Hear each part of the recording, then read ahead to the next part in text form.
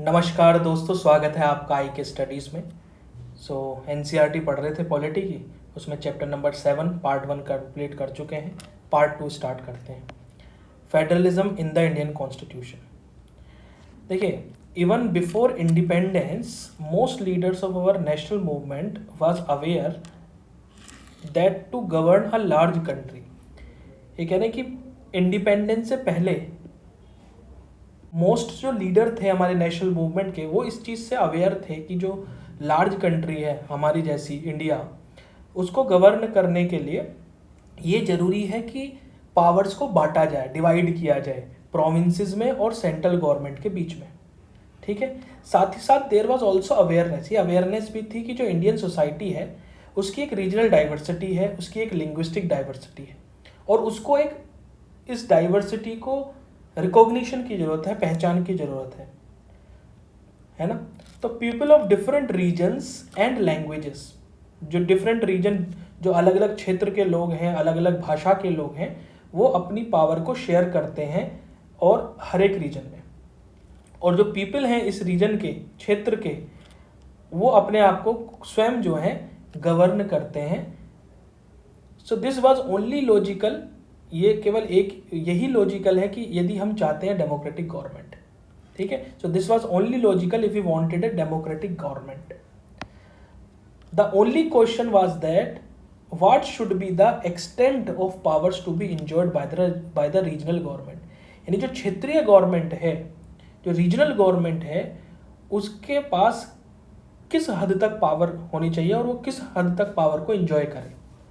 So in view of agitation of the Muslim League for greater representation to the Muslim league की मांग ये थी कि भाई ग्रेटर एजिटेशन हो, है ना। मुस्लिम लीग की क्या मांग की, ग्रेटर रिप्रेजेंटेशन हो मुस्लिम्स का, एक compromise formula to give very large power to the regions were discussed during the negotiation before partition. Partition से पहले मुस्लिम लीग ने क्या कहा कि एक फॉर्मूला डिस्कस किया कि बहुत सारी जो वेरी लार्ज जो पावर है रीजन की, वो डिस्कस हो during the negotiation before partition.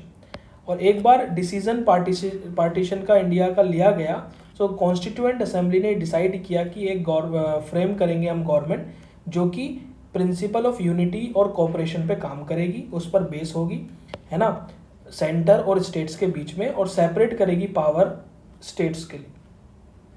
So most important feature जो फेडरल सिस्टम का अडोप्टेड किया गया इंडियन कॉन्स्टिट्यूशन के द्वारा, वो ये था कि ये principal that relations between the states and the centre would be based on cooperation.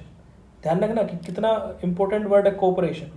Cooperation पर सेंटर और स्टेट के रिलेशन निर्भर करेंगे, ये कॉन्स्टिट्यूशन मेकर्स ने सोचा था और कॉन्स्टिट्यूशन ने यही अडॉप्ट किया था। दस वाइल रिकॉग्नाइजिंग डाइवर्सिटी, एक विविधता को भी रिकॉग्नाइज करने के साथ साथ जो कॉन्स्टिट्यूशन था वो यूनिटी पे भी बात करता था, इम्फेसिस करता था, जोर देता था, देता है। Do you know for example that की जो कॉन्स्टिट्यूशन ऑफ इंडिया है does not even mention the word federation. आपको पता है कि फेडरेशन वर्ड कहीं कॉन्स्टिट्यूशन ऑफ इंडिया में मेंशन नहीं है। और कैसे कॉन्स्टिट्यूशन डिस्क्राइब करता है इस चीज़ को, ये डिस्क्राइब करता है इस चीज़ से। देखिए, ये कहता है कि article 1 India that is Bharat shall be union of states. Article 1 clause 1, article 1 clause 2 कहती है स्टेट और territory there of shall be as specified in the first schedule. कहने का मतलब यह है कि आर्टिकल पहला ही कहता है कि India that is Bharat, India जो कि भारत है, वो union of states shall be कैसा होना चाहिए, यूनियन ऑफ स्टेट्स होना चाहिए, स्टेट्स हो और यूनियन ऑफ स्टेट्स होना चाहिए। दूसरा आर्टिकल 1 क्लोज 2 कहती है कि द स्टेट और टेरिटरी, जो स्टेट है, टेरिटरी के जो नाम हैं वो कहाँ मेंशन है, वो फर्स्ट शेड्यूल में मेंशन है, वो फर्स्ट शेड्यूल में मेंशन है। तो इस पर भी डिबेट चली थी कि भाई क्या हुआ था कि जो हमारी महामहिम राष्ट्रपति हैं उन्होंने इनविटेशन दिया G20 का, तो जब G20 का इनविटेशन कार्ड वायरल हो गया, वो उसमें लिखा हुआ था प्रेसिडेंट ऑफ भारत। ठीक है, अब विपक्ष ये कहने लगा कि अब नाम चेंज होगा, और उस दौरान स्पेशल सेशन पार्लियामेंट का चलना था जो कि अब हो चुका है। तो उसमें ये दावा किया जा रहा था विपक्ष के द्वारा, लोगों के द्वारा, कि अब इंडिया का नाम भारत चेंज हो जाएगा, बट गवर्नमेंट ने कहा कि ऐसा कुछ नहीं है। लेकिन गवर्नमेंट ने अगर G20 को रिप्रेजेंट जब करा गवर्नमेंट ने, हर जगह इंडिया नाम होता था, तो इस बार भारत नाम देखने को मिला। तो कॉन्स्टिट्यूशन भी यही कहता है कि India that is Bharat. Article 1 भी कहता है कि India that is Bharat, India जो कि भारत है। इस पर बहस चली थी संविधान सभा में बहुत कि इंडिया नाम रखें, भारत नाम रखें। कुछ लोगों ने कहा कि आर्यव्रत रखो, कुछ लोगों ने और नाम सुझाए कि इंडिया, हिंदुस्तान रखिए। तो ये सारे नाम फाइनल होने के बाद ये 2 नाम फाइनल हुआ कि India that is Bharat. India को इसलिए रखा गया प्राथमिकता पर कि जो ब्रिटिश गवर्नमेंट थी, जिनने कॉलोनी हमें बनाया हुआ था, ब्रिटिश राज जो था, वो क्या कर रहा था कि हर एक चीज़ को इंडिया दे रहा था। तो हर एक जो ऑफिशियल वर्क था उसका इंडिया के नाम पे हो रहा था, चाहे वो इंडियन इंडिपेंडेंस एक्ट हो, ठीक है ना, वो सारे जो काम थे इंडिया के नाम से थे। तो उसलिए वो चीज़ चलती गई और इंडिया नाम वो हमने अडॉप्ट किया कि इंडिया दैट इज़ भारत, इस चीज़ का। तो ये एक थोड़ा सा इशू चला था। नेक्स्ट चलते हैं अपने उस पर, division of powers. There are 2 sets of government created by the Indian constitution. 2 sets Indian government के, Indian constitution sorry 2 sets government के इंडियन कॉन्स्टिट्यूशन के द्वारा बनाए गए हैं। पहला इंटायर नेशन के लिए, जिसको हम कहते हैं यूनियन गवर्नमेंट या सेंट्रल गवर्नमेंट। तो 2 सेट ऑफ गवर्नमेंट है, एक तो इंटायर नेशन के लिए। तो इंटायर नेशन के लिए उसको हम क्या कहते हैं कि भैया ये सेंट्रल गवर्नमेंट है। तो आज जो गवर्नमेंट है सेंटर में, उसको कहते हैं सेंट्रल गवर्नमेंट है या यूनियन गवर्नमेंट है, ठीक है ना, यूनियन गवर्नमेंट है। और दूसरी स्टेट्स के लिए, हर एक यूनिट के लिए, हर एक स्टेट के लिए, उसको हम कहते हैं कि स्टेट गवर्नमेंट है। उत्तर प्रदेश हुआ, झारखंड हुआ, महाराष्ट्र हुआ, ये सब एक यूनिट है, एक एक यूनिट है, तो उनको एक एक स्टेट कहा गया। तो ये अडॉप्ट किया गया इंडियन कॉन्स्टिट्यूशन के द्वारा, ये बनाया गया। बोथ ऑफ दी, और उनको स्टेट गवर्नमेंट कहते हैं, both of these have a constitutional status and clearly identified area of activity. दोनों के पास, यूनियन गवर्नमेंट के पास भी, स्टेट गवर्नमेंट के पास अपना अपना क्लियरली जो आइडेंटिफाइड एरिया है, किस में एक्टिविटी उनको करनी है, किस पर कानून बनाने हैं, दोनों का अपना कॉन्स्टिट्यूशनल स्टेटस भी है। तो यदि कोई भी डिस्प्यूट होता है इन दोनों पावरों के बीच में, यूनियन गवर्नमेंट और स्टेट गवर्नमेंट के बीच में, control of the union and which under the states, this can be resolve by the judiciary के द्वारा रिजोल्व होगा on the basis of constitutional provision. उसके लिए कॉन्स्टिट्यूशनल प्रोविजन है, जैसे कि मैंने आपको पढ़ाया जुडिशरी के चैप्टर में कि ओरिजिनल जो सुप्रीम कोर्ट का ओरिजिनल जुरिस्डिक्शन है, उसमें आता है कि डिस्प्यूट यदि सेंटर और स्टेट के बीच में हो जाता है, 2 स्टेट के बीच में, सेंटर के बीच में हो जाता है, उस चीज़ का। कॉन्स्टिट्यूशन क्लियरली डिमार्केट करता है सब्जेक्ट को, है ना, जो सब्जेक्ट है उनको अच्छे से डिमार्केट करता है constitution. Are under the exclusive domain of the union and those under the state, ठीक है। तो एक चार्ट दिया गया, चार्ट मैं दिखाता हूँ आपको। ये कॉन्स्टिट्यूशन ऑफ इंडिया में अलग अलग जो है डिमार्केट कर दिए सब्जेक्ट। 3 लिस्ट हैं हमारे कॉन्स्टिट्यूशन ऑफ इंडिया में दी हुई, यूनियन लिस्ट, स्टेट लिस्ट और कंकरेंट लिस्ट। आपको कमेंट में बताना है कि कौन से शेड्यूल में इन लिस्ट को, तीनों लिस्ट का नाम, तीनों लिस्ट हैं उनमें सब्जेक्ट्स हैं, कौन से शेड्यूल में मेंशन है, ये आपको बताना है। चलिए, तो ये कॉन्स्टिट्यूशन ऑफ इंडिया में 3 लिस्ट हैं, union list, state list, concurrent. Union list जिस पे सिर्फ यूनियन ही कानून बना सकता है, उस पर ना तो स्टेट कानून बना सकता है, ठीक है। यूनियन लिस्ट उस पर सिर्फ यूनियन ही कानून बना सकता है और नेशनल लेवल पर वो बहुत इंपॉर्टेंट होते हैं। यूनियन लिस्ट आप देखोगे, इसमें सब्जेक्ट डिफेंस है, एटॉमिक एनर्जी है, फॉरेन अफेयर्स है, war, peace, banking, railway, post and telegraph, airways, ports, foreign trade, currency and usage. So union legislature alone can make laws on these matters. केवल अकेली ही union laws, ऐसा नहीं कि state आके बना देगा। इस पर स्टेट की अपनी अलग लिस्ट है, जैसे एग्रीकल्चर है, police, prison, local government, public health, land, liquor, trade and commerce, livestock and animal husbandry, state public services. So normally only the state legislature can make laws on this matter. ध्यान रखना, यहाँ word normally बोल दिया, याद रखना कि normally तो state बनाता ही बनाता, लेकिन कोई ऐसी सिचुएशन आई इमरजेंसी की तो यूनियन भी स्टेट लिस्ट पर कानून बना सकता है ना। और कंकरेंट लिस्ट में क्या होता है, ऐसे सब्जेक्ट जो दोनों लिस्ट वाले यानी सेंटर और स्टेट दोनों बना सकते हैं, जैसे कि education, transfer of property other than agriculture land, forest, trade union, adulteration, adoption and succession. तो दोनों यूनियन और स्टेट लेजिस्लेचर अकेले इस पर कानून बना सकते हैं इन मैटर्स पर, ठीक है। फिर इसके अलावा होती है एक रेजिडुअरी पावर्स, ठीक है, ऐसी पावर जो इन तीनों लिस्ट में नहीं है। ठीक है, कोई भी तीनों लिस्ट में मेंशन नहीं है, किसी भी लिस्ट में, उनको कहते हैं हम रेजिडुअरी पावर। जैसे साइबर लॉज बनेंगे ना, तो यूनियन लेजिस्लेचर अकेला इन पे बनाता है। तो इन तीनों लिस्ट में जो बच गई पावर वो होती है रेजिडुअरी पावर, उस पर कौन कानून बना सकता है? सिर्फ यूनियन, ठीक है, तो सेंट्रल गवर्नमेंट बना सकती है। चलिए हम पढ़ रहे थे यहाँ पे, और one of the important aspect of this division of power is that economic और financial power are centralise in the hands of the central government by the constitution. कि इंपॉर्टेंट एस्पेक्ट इस डिवीजन ऑफ पावर का ये है कि जो economic और financial power है वो सेंट्रलाइज होती हैं, केंद्रित होती हैं सेंट्रल गवर्नमेंट के हाथों में कॉन्स्टिट्यूशन के द्वारा। The states have immense responsibility but very meagre revenue sources. State के पास बहुत जरूरी रिस्पॉन्सिबिलिटी तो होती है, लेकिन बहुत ही रेवेन्यू सोर्सेज जो है बहुत कम होते हैं। चलिए आगे बढ़ते हैं। Federalism with a strong central government. So federalism एक स्ट्रॉन्ग सेंट्रल गवर्नमेंट के साथ कैसी होती है? इट इज़ जनरली एक्सेप्टेड, ये जनरली एक्सेप्ट किया जाता है कि जो इंडियन कॉन्स्टिट्यूशन है has created a strong central government. India is a country of continental dimension with immense diversity and social problem. India एक कंट्री है जिसमें कॉन्टिनेंटल डायमेंशन है और जहाँ इमेंस डाइवर्सिटी है, सोशल प्रॉब्लम्स भी हैं। सो जो फ्रेमर्स थे हमारे कॉन्स्टिट्यूशन के, उन्होंने ये बिलीव किया कि हमें एक फेडरल कॉन्स्टिट्यूशन की जरूरत है जो कि इस डाइवर्सिटीज़ को अकोमोडेट करे।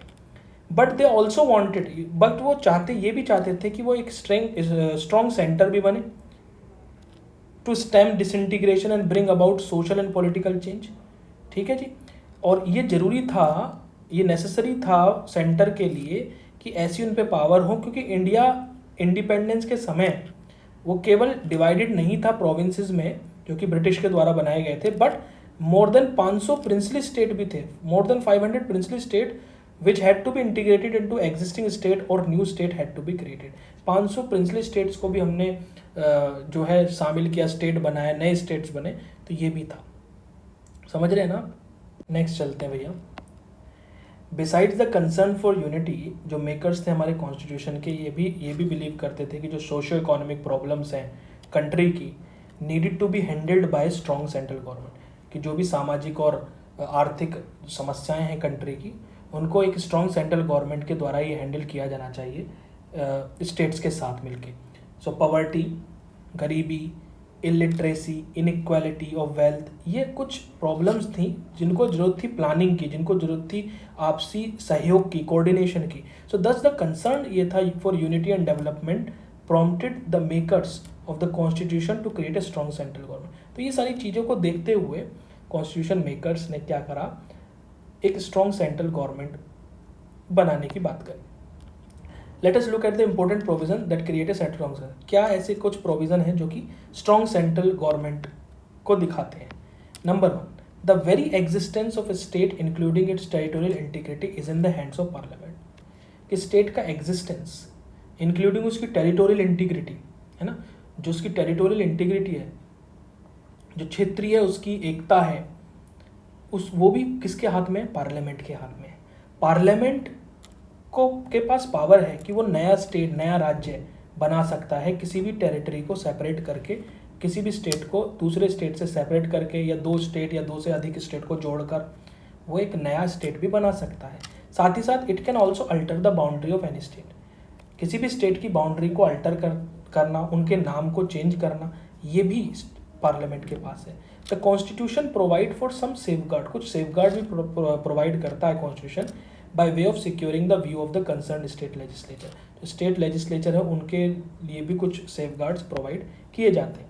दूसरा, जो कॉन्स्टिट्यूशन है उस पर कुछ बहुत पावरफुल इमरजेंसी प्रोविज़न भी हैं जो कि हमारे फेडरल पॉलिटी को एक हाईली सेंट्रलाइज सिस्टम में बदल सकता है यदि इमरजेंसी डिक्लेयर होती है। सो इमरजेंसी के दौरान क्या होगी? पावर्स लॉफुली सेंट्रलाइज होगी, केंद्रीकरण होगी, सेंटर पर ज़्यादा पावर आ जाएगी और पार्लियामेंट पावर को अज्यूम करेगा लॉज बनाने के लिए on subject with in the jurisdiction of the state. यानी स्टेट की जो लिस्ट है उसमें से भी जो है सेंटर पार्लियामेंट क्या कर सकता है? लॉज बना सकता है, जैसा मैंने आपको पहले बताया। Next, even during normal circumstances, यदि नॉर्मल सर्कमस्टांसेज है, सेंट्रल गवर्नमेंट तब भी एक इफेक्टिव पावर, फाइनेंशियल पावर और रिस्पॉन्सिबिलिटीज़ रखता है। पहले प्लेस पे आइटम्स जो रेवेन्यू जनरेट करते हैं वो सेंट्रल गवर्नमेंट के अंदर ही आते हैं। सो सेंट्रल गवर्नमेंट के पास बहुत सारे रेवेन्यू सोर्सेज हैं और स्टेट जो है मोस्टली डिपेंडेंट है ग्रांट्स पर, है ना, मांगों पर, फाइनेंशियल असिस्टेंस पर सेंटर से जो आता है। दूसरा, इंडिया ने प्लानिंग एक इंस्ट्रूमेंट को अडॉप्ट किया रैपिड इकोनॉमिक प्रोग्रेस के लिए, डेवलपमेंट के लिए इंडिपेंडेंस के बाद। सो आज़ादी के बाद प्लानिंग को हमने अडॉप्ट किया कि रैपिड इकोनॉमिक प्रोग्रेस हो सके, हमारा डेवलपमेंट हो सके। और planning led to considerable centralisation of economic decision making. Planning क्या थी, वो सेंट्रलाइजेशन होने लगा प्लानिंग का भी, इकोनॉमिक डिसीजन मेकिंग में सेंटर की पावर ज़्यादा डिसाइड करेगी, क्योंकि प्लानिंग कमीशन यूनियन गवर्नमेंट के द्वारा ये अपॉइंट किया जाता था और इज़ द कोऑर्डिनेटिंग मशीनरी जो कंट्रोल करती थी और सुपरवाइज करती थी रिसोर्सेज मैनेजमेंट को ऑफ द स्टेट्स को। अब भी अगर प्लानिंग कमीशन जब हटा, उसकी जगह नीति आयोग आया, तो वो भी सेंट्रल गवर्नमेंट की बात करता है, सेंट्रल गवर्नमेंट उसको के पास पावर है ज़्यादा, लेकिन स्टेट का एक कॉपरेशन लेके भी वो चलता है NITI Aayog. So beside union government uses its discretion to give grants and loans to state. इसके साथ साथ यूनियन गवर्नमेंट के पास उसकी इच्छा है कि वो ग्रांट दे सकता है, लोन दे सकता है राज्यों को।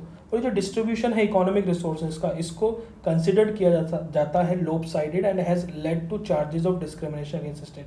इसमें देखा जाता है कि एक स्टेट को ज़्यादा मिल गए, एक को कम मिल गए, उसमें डिस्क्रिमिनेशन की भावना देखने को मिलती है और यही भावना देखने को मिलती है बाय एन अपोजिशन पार्टी। अब बाद में पढ़ेंगे कि जो गवर्नर है उसके पास भी ऐसी पावर है जो कि स्टेट गवर्नमेंट को डिसमिसल कर सकती है और असेंबली का डिसोल्यूशन कर सकता है। Beside even in normal circumstances में भी, डे टू डे बिजनेस में भी गवर्नर जो है उसके पास पावर है कि वो बिल को रिजर्व करे स्टेट लेजिस्लेचर से जो पास हुआ। तो कोई भी बिल जो स्टेट लेजिस्लेचर से पास हुआ है उसके पास, किसके पास, गवर्नर के पास पावर है कि वो उसको रिजर्व कर ले प्रेसिडेंट की असेंट के लिए। उससे क्या होता है कि सेंट्रल गवर्नमेंट ये क्या देता है कि सेंट्रल गवर्नमेंट को एक अपॉर्चुनिटी मिल जाती है कि वो स्टेट लेजिस्लेशन, जो स्टेट का कानून है, उसमें थोड़ा डिले कर दे और ऐसे बिल्स को वो एग्जामिन कर ले और या उनको कम्प्लीटली वीटो कर दे। नेक्स्ट ये है कि देयर में भी ओकाजन, ऐसे इंसिडेंट हुए हैं जब सिचुएशन डिमांड करती है कि जो सेंट्रल गवर्नमेंट है उसको स्टेट लिस्ट में से मैटर जो है, जो स्टेट लिस्ट में लॉ है, उसके हिसाब से लॉ बनाना चाहिए। ऐसी डिमांड भी होती है कभी भी, और ये पॉसिबल होता है जब राज्यसभा रेटिफाई करती है इस चीज़ को। कॉन्स्टिट्यूशन क्लियरली कहता है कि जो एग्जीक्यूटिव पावर है सेंटर की, वो एग्जीक्यूटिव पावर ऑफ स्टेट से सुपीरियर है। तो जो एग्जीक्यूटिव पावर है राज्य की वो नीचे है और एग्जीक्यूटिव पावर जो यूनियन की है वो ऊपर है। फर्दर मोर जो सेंट्रल गवर्नमेंट है वो चूज़ करती है to give instruction to the state government को इंस्ट्रक्शन देने के लिए चूज़ करती है। और जो फॉलोइंग एक्सट्रैक्ट, ये आर्टिकल आप देखोगे इसमें क्लियरली कहा गया आर्टिकल 257 क्लोज 1 में कि जो एग्जीक्यूटिव पावर है हर एक स्टेट की shall be so exercised as not to impede or prejudice the exercise of the executive power of the union, and the executive power of the union shall extend to the giving of such direction to state as may appear to the government of India to be necessary for that purpose। यदि उसे लगता है union government को कि इस purpose के लिए ज़रूरी है तो यूनियन गवर्नमेंट स्टेट गवर्नमेंट को क्या दे सकती है, डायरेक्शन दे सकती है। ठीक है जी। Next, you have already studied in the chapter on executive that we have an integrated administration. ठीक है, ये हमने पढ़ा। जो ऑल इंडिया सर्विसेज हैं वो कॉमन है एंटायर टेरिटरी ऑफ इंडिया में, और ऑफिसर्स जो हैं जो इस सर्विसेज से चुन के आते हैं in the administration of the state में भी आते हैं। तो दस एक आईएएस ऑफिसर जो कलेक्टर बनता है और एक आईपीएस ऑफिसर जो कमिश्नर ऑफ पुलिस बनते हैं, ये कंट्रोल में किसके होते हैं भाई, सेंट्रल गवर्नमेंट के कंट्रोल में होते हैं। और स्टेट ना तो इनको डिसिप्लिनरी एक्शन ले सकती, ना ही इनको रिमूव कर सकती। तो स्टेट ना तो इन पर कोई डिसिप्लिनरी एक्शन ले सकता है, ना ही इनको रिमूव किया जा सकता है ऑफिसर जो सर्विस में हैं। तो इन पर जो है सेंट्रल गवर्नमेंट का अधिकार होता है। आर्टिकल 33 एंड 34 ये ऑथराइज करते हैं कि जो पार्लियामेंट है वो प्रोटेक्ट करती है पर्सन्स को in the service of the union और state in respect of any action taken by them during martial law to maintain और रिस्टोर ऑर्डर। तो जब मार्शल लॉ लग रहा है यानी मिलिट्री लॉ लग रहा है मेंटेन करने के लिए रिस्टोर, तो आर्टिकल 33 और 34 कहता है और पार्लियामेंट को ऑथराइज करता है कि वो पर्सन्स को प्रोटेक्ट करें इन the service of the union, जो यूनियन में सर्विस में लगे हुए हैं, स्टेट की सर्विस में लगे हुए हैं, respect of any action taken by them during martial law to maintain और रिस्टोर ऑर्डर। और दिस प्रोविजन, ये जो प्रोविजन है फर्दर ये मजबूत करता है यूनियन गवर्नमेंट की पावर को। Armed forces special powers act, जिसको हम कहते हैं AFSPA, made on the basis of this provision, इन प्रोविजंस के बेसिस पर ही आफ्सपा बना है। और ये जो एक्ट है ये टेंशन बढ़ाता है किसके बीच में, people and the armed forces on the some occasion. कभी कभी क्या होता है कि टेंशन देखने को मिलती है लोगों के बीच में और आर्म्ड फोर्सेस के बीच में, है ना, तो आफ्सपा ये देखने को मिलता है। नेक्स्ट है भाई conflicts in India's federal system. So ये हम नेक्स्ट पार्ट में देखेंगे, पार्ट नंबर 3 में। अभी तक के लिए इतना ही है और thank you for watching. Like share subscribe करना ना भूलें और जो पूछा गया उसको कमेंट ज़रूर करें। बाकी जय हिंद जय भारत।